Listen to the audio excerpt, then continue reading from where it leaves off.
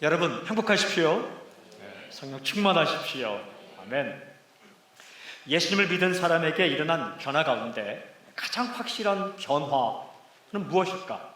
그것은 신분 변화입니다. 신분이 변하는 겁니다. 정체성이 변하는 거죠. 여러분, 소유가 바뀌는 것이 아니라 존재가 바뀌는 겁니다.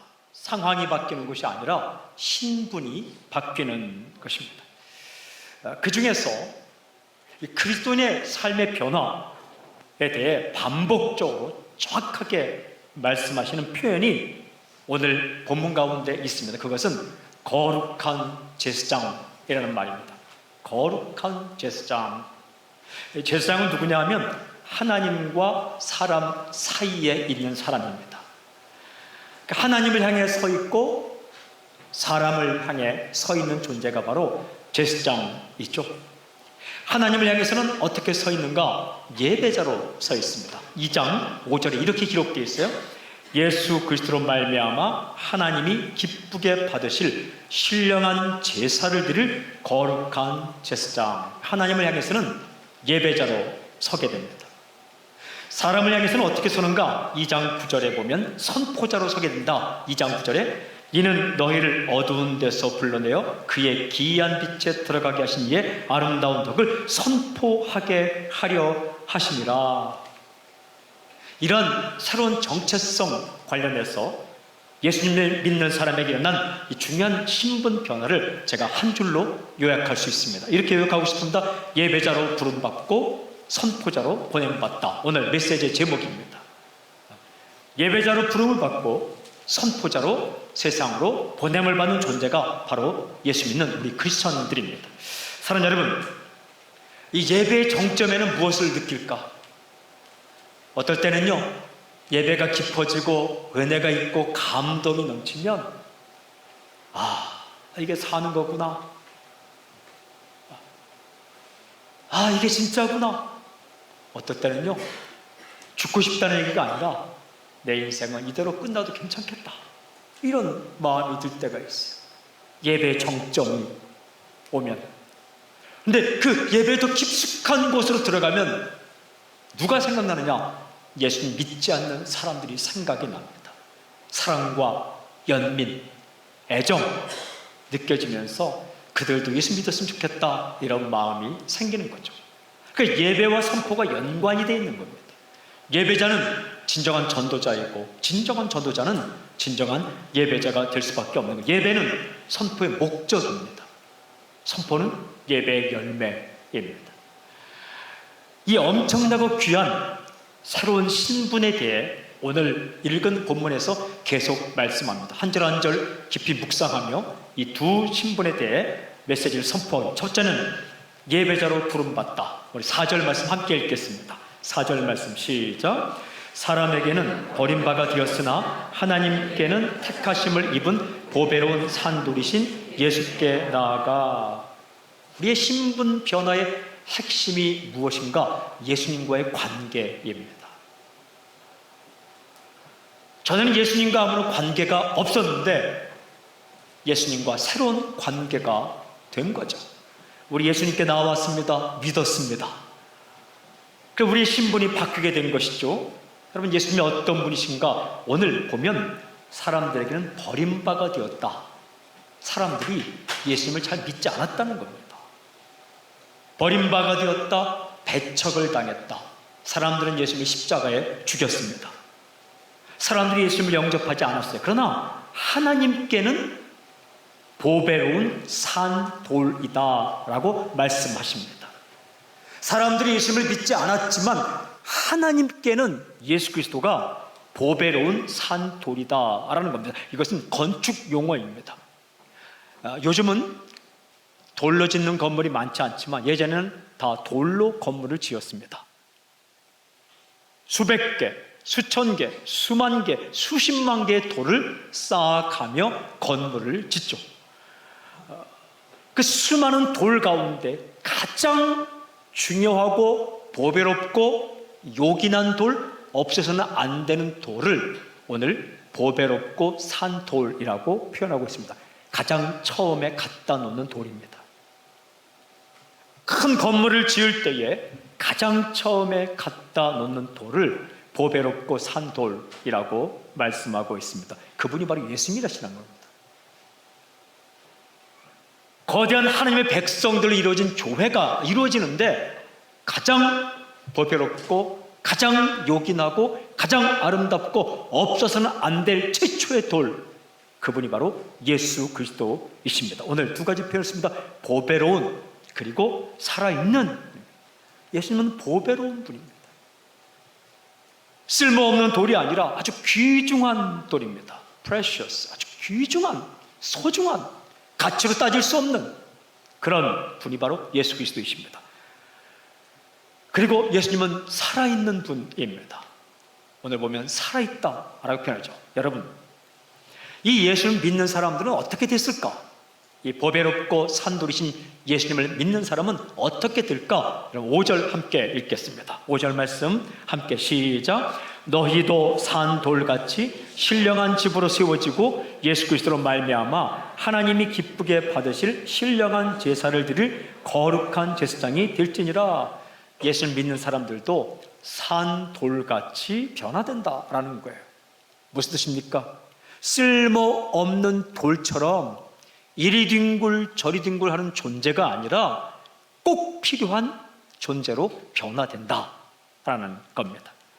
아주 요긴하고 아주 중요한 보배로운 그런 존재로 바뀐다라는 거죠. 어떻게? 이렇게 말씀하십니다. 예수 그리스도로 말미암아. 우리가 쓸모없는 존재가 아니라 필요하고 보배롭고 살아있고 정말 소중한 존재로 바뀌는 것은 단 한 가지, 예수 그리스도로 말미암아 변화될 수 있다라고 말씀하시죠. 이 집이 지어지는 데는 첫 번째 돌이 있고 그 옆으로 돌이 붙여가고 위로 돌이 붙여져 갑니다. 하나님의 나라가 지어질 때에도 예수님이 첫 번째 돌이시고 그 옆으로 12사도 제자들이 붙여져 가고 그 옆으로 계속해서 예수님 믿는 그리스도인이 붙여가는 거죠. 살아있는 돌이 된다라는 거예요. 살아있는 돌이 영어로 living stone입니다. 이 아프리카 선교사 가운데 유명한 선교사님 이름이 리빙스톤입니다. 바로 그 이름이 살아있는 돌, 그대로 옮긴 겁니다. 그는 어릴 때에 하나님을 사랑하죠. 예수님을 사랑하죠. 자기 몸을 그냥 헌금으로 드려버립니다. 그리고 그는 아프리카 선교사로 나아갑니다. 그가 죽었을 때 사람들은 고민했습니다. 이 사람을, 시신을 어디에 장사 지낼 것인가? 그가 태어난 고향 땅에 묻을 것인가? 아니면 그가 사랑했던 이 아프리카 땅에 묻을 것인가? 고민하다가 그의 심장을 꺼내어 그가 사랑했던 아프리카 땅에 묻고 그의 시신을 가져와서 그의 고향 땅에 장사를 지내죠. 그 사람의 이름이 바로 리빙스톤입니다. 바로 이 돌입니다. 이 표현입니다. 살아있는 돌. 예수님을 모르던 그가 보배롭고 산돌이신 예수를 만나 신분이 변화되는데, 어떻게 변화되었는가? 그도 쓸모없는 인생이 아니라 살아있는 돌이신 예수님처럼 이 땅에 하나님의 나라가 건설될 때에, 이 땅에 하나님의 나라가 확장될 때, 이 땅에 하나님의 나라 교회가 세워질 때에 요긴하고 필요하고 예수님 같은 그러한 살아있는 돌이 되었다. 참 이름, 기가 막힌 이름이죠. 그런 인생을 살게 되었습니다. 우리가 그렇게 변화된다는 겁니다. 그렇게 바뀐다는 거예요. 2장 5절에는 중요한 표현이 나옵니다. 이런 표현입니다. 하나님이 기쁘게 받으실 신령한 제사를 드릴 거룩한 제사장이 될지니라. 쓸모있는 존재로 되는데 그 핵심이 무엇이냐? 하나님께 예배드리는 거룩한 제사장이 된다. 예배자가 된다는 겁니다. 예배를 드리는 예배자가 되었습니다. 예수님 믿는 사람에게 가장 큰 변화, 예수 믿는 사람의 인생 가운데 일어난 가장 큰 변화가 무엇인가? 그것은 예배자가 되는 겁니다. 정체성이 변화된 겁니다. 예배자가 되고 예배자로 살아갑니다. 어떤 상황도 막을 수 없습니다. 어떤 장소도 우리 예배를 막을 수가 없습니다. 아무리 힘들어도, 아무리 어려워도 예배를 드리는 존재가 된다는 거예요. 아무리 욕을 먹어도, 아무리 문제가 쌓여서도, 아무리 급한 일이 있어도, 아무리를 공격하는 일이 있어도 예배자로 살아가는 그런 사람으로 바뀌는 거죠. 이게 왜 이렇게 중요하냐? 이런 변화가 왜 이렇게 중요하냐? 여러분 6절부터 8절까지 보면 두 종류의 사람을 이야기합니다. 하나는 믿는 사람, 다른 하나는 믿지 않는 사람. 다르게 말씀드리면 하나는 예배자, 하나는 예배드리지 못하는 사람. 6절부터 8절 제가 읽겠습니다. 성경에 기록되었을 때 보라, 내가 택한 보배로운 모퉁이 돌을 시온에 두노니 그를 믿는 자는 부끄러움을 당하지 아니하리라 하였으니, 그러므로 믿는 너희에게는 보배이나 믿지 아니하는 자에게는 건축자들이 버린 그 돌이 모퉁이의 머릿돌이 되고 또한 부딪히는 돌과 걸려 넘어지게 하는 바위가 되었다 하였느니라. 그들이 말씀을 순종하지 아니함으로 넘어지나니 이는 그들을 이렇게 정하신 것이라. 도대체 예수님이 누구신가? 4절에서는 보배로운 산돌이라고 말씀하셨는데, 방금 읽은 6절부터 8절까지 말씀에서는 이사야서 28장 16절, 시편 118편 22절 인용하면서 이렇게 말씀하십니다. 보배로운 모퉁이돌, 또 하나는 모퉁이의 머릿돌, 이렇게 말씀하십니다. 모퉁이돌, 코너스톤이란 건물을 지을 때 가장 처음 갖다 놓은 돌입니다. 가장 소중한 돌을 모퉁이에 갖다 놓습니다. 그 돌을 중심으로 한쪽으로 돌을 붙여가고 위쪽으로 돌을 붙여가고 다른 방향으로 돌을 붙여가며 건물을 짓습니다. 바로 처음 갖다는 돌, 처음 모퉁이에 갖다 오는 돌을 모퉁이돌 혹은 머릿돌이라고 합니다. 기준이 되는 돌입니다. 프라임스톤, 캡스톤이라고 말하죠. 보통 우리 요즘 건물 지을 때는요, 머릿돌을 맨 마지막에 갖다 놓습니다. 건물을 다 지은 다음에 머릿돌, 몇 년, 몇 월, 며칠 준공했다. 근데 그 머릿돌 아닙니다. 그 마침돌입니다. 마침돌. 진정한 의미에서 머릿돌은 제일 처음 갖다 놓은 돌, 즉 모퉁이에 갖다 놓은 돌, 그것을 머릿돌이라고 하고 모퉁이돌이라고도 하죠. 사랑하는 여러분, 이 돌과 같은 분이 예수님이시라는 증언입니다. 수많은 인간이 있지만, 수많은 사람이 있지만, 이 땅에 하나님의 역사를 이루어가는데, 하나님의 백성의 공동체를 이루어가는데 제일 처음에 갖다 놓은 돌과 같은 존재, 기준이 되는 돌과 같은 존재, 그 돌이 없으면 건축이 시작되지 않는 존재, 보배로운 존재, 살아있는 존재, 그분이 바로 예수 그리스도이시다라고 말씀하십니다. 여러분, 예수 믿는 사람은 그 예수님을 알아보고 예배드리는 존재가 된다는 거예요. 그런데 믿지 않는 사람에게는 그 돌이 어떻게 여겨진다고요? 오늘 성경에 이렇게 말합니다. 부딪히는 돌, 걸려 넘어지게 하는 바위. 똑같은 예수님이, 동일한 예수님이 어떤 사람에게는 보배롭고 기준이 되고 인생이 시작이 되는 그런 소중한 분으로 여겨져서 예배 대상이 되는데, 어떤 사람에게는, 믿지 않는 사람에게는 부딪히는 돌과 걸려 넘어지는 돌처럼 여겨진다는 거예요. 부딪히는 돌이란 말은 사람이 길을 가다가 걸려 넘어지는 자연적인 장애물을 가리킵니다.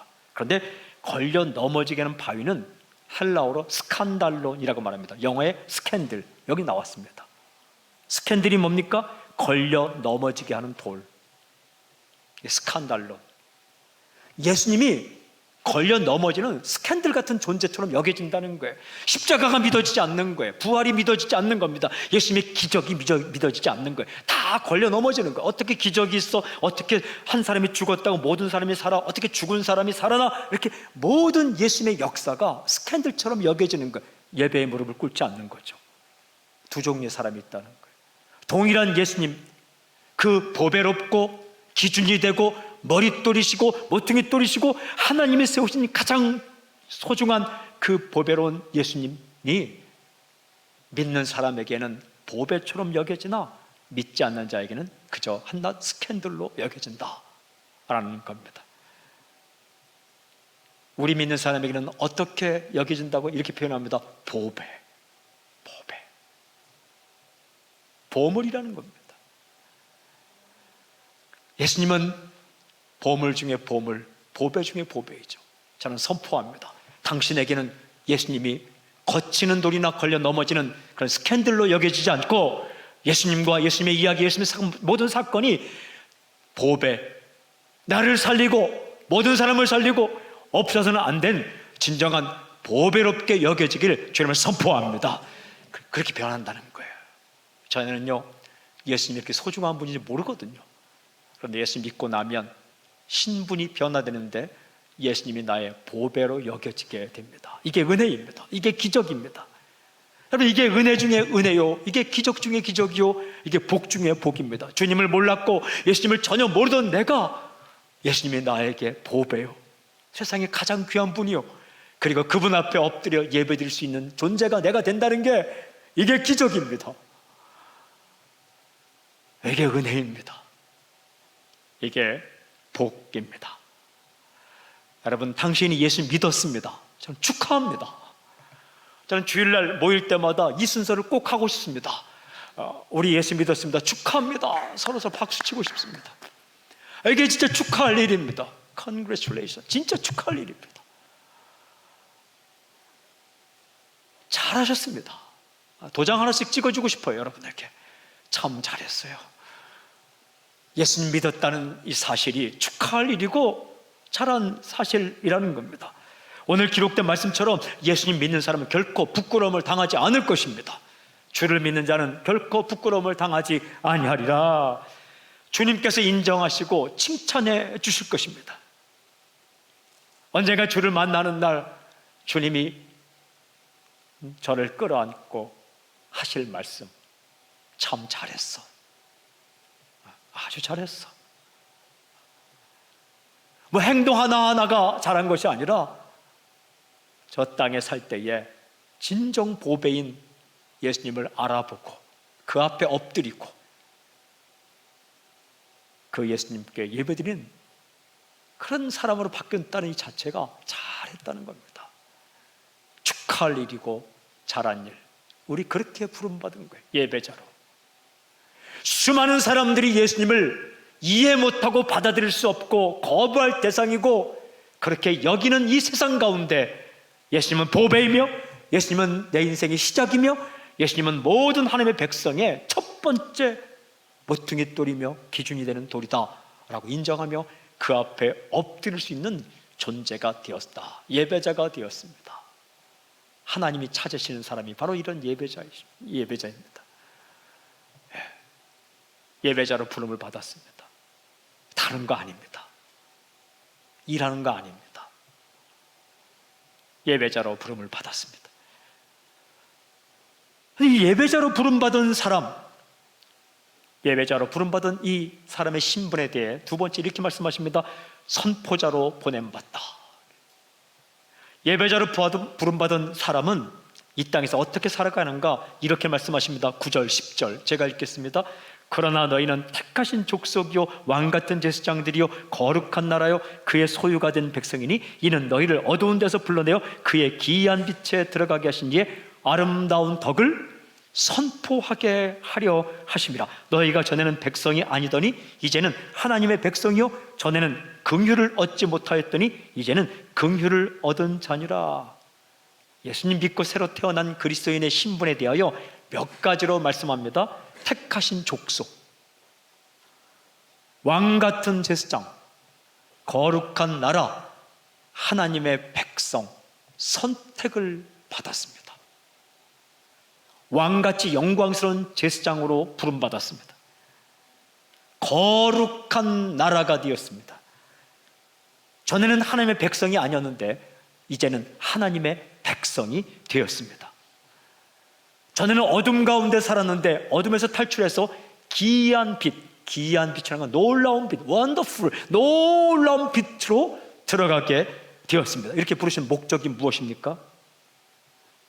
분명하게 말씀하십니다. 그의 기이한 빛에 들어가게 하신 이의 아름다운 덕을 선포하게 하려 하심이라. 선포하도록 부름을 받았습니다. 예배자로 부름받은 건 특권입니다. 특권에는 항상 사명이 따릅니다. 여러분, 이 땅에 살아갈 동안에도 많은 혜택을 누리는 사람은 특권을 누리는 건데 그 사람에겐 반드시 의무와 책임과 사명이 따르는 겁니다. 마찬가지 우리는 예배자로 부름받았습니다. 특권을 받았습니다. 주님을 섬기고 주님 만나고 하나님의 백성이 되었습니다. 그에게는 사명, 의무, 책임이 있는데 그것은 선포하도록 보냄을 받는다라는 거예요. 선포하는 사명을 받은 거예요. 선포가 무엇입니까? 널리 알리다라는 말이에요. 널리 알리다. 널리 알리는 거죠. 놀라운 사실 한 가지가 있어요. 이 말씀에서 선포하다라는 단어를 쓴 엑상겔로라는 이 단어가 다른 곳에서는 예배로 쓰인다는 거예요. 정말 신기해요. 예배라는 말과 선포라는 말이 동일한 언어로 쓰여지고 있었습니다. 이사야 43장 21절에 보면 이런 말씀이 있어요. 이 백성은 내가 나를 위하여 지었나니 나를 찬송하게 하려 함이니라.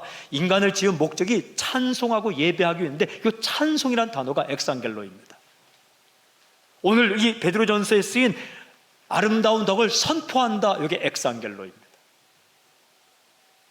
하나님을 찬양한다는 행동과 예수님을 선포한다는, 하나님을 선포한다는, 예수님을 전한다는 이 행동이 똑같은 단어로 쓰여져 있는 것입니다.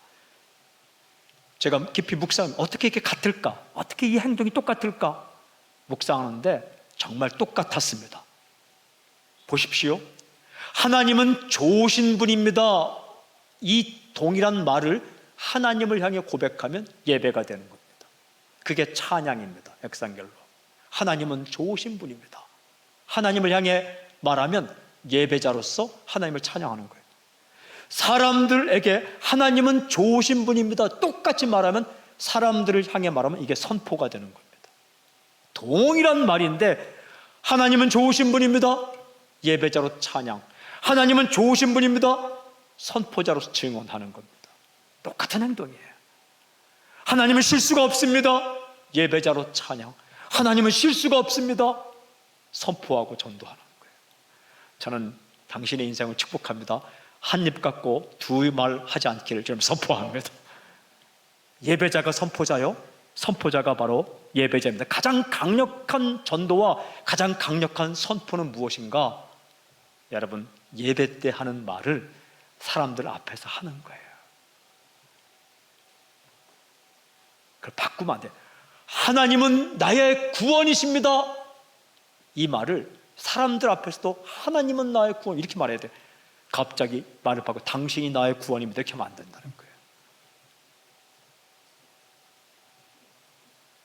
하나님을 향해 우리가 고백했던 이야기들을 사람 앞에서도, 사람이 있는 곳에서도 동일하게 하는 것, 이게 가장 강력한 전도요, 이게 가장 강력한 선포요, 이게 가장 강력한 메시지요, 이게 가장 강력한 증언입니다. 여러분, 참된 예배자가 참된 선포자요, 참된 선포자가 참된 예배자입니다. 예배자로 부름받은 우리가 선포자로 보냄을 받았습니다. 그러니까 진정한 전도는 진정한 예배에서 시작됩니다.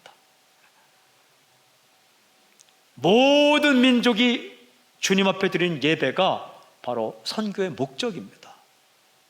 왜 우리가 전도합니까? 왜 우리가 사람들에게 예수님을 전합니까? 한 명이라도 더 예배의 자리에 서게 하기 위해서, 예배자가 되게 하기 위해서 선교하고 전도하는 겁니다. 그러니까 선교의 목적은 예배죠. 선교의 꽃도 예배죠. 선교의 시작도 예배입니다. 전도의 시작도 예배입니다. 질문이 한 가지 있어요. 그러면 우리가 하나님의 아름답고 놀라운 일을 찬양하고 예배하고 하나님의 놀라운 일을 선포하고 전도할 때 핵심이 무엇인가? 그것은 예수 사건입니다. 예수 사건, 예수님에 관한 일, 예수님이 하신 일, 그것을 찬양하고 그것을 전하는 것이죠. 여러분, 예수 믿으면 구원받습니다.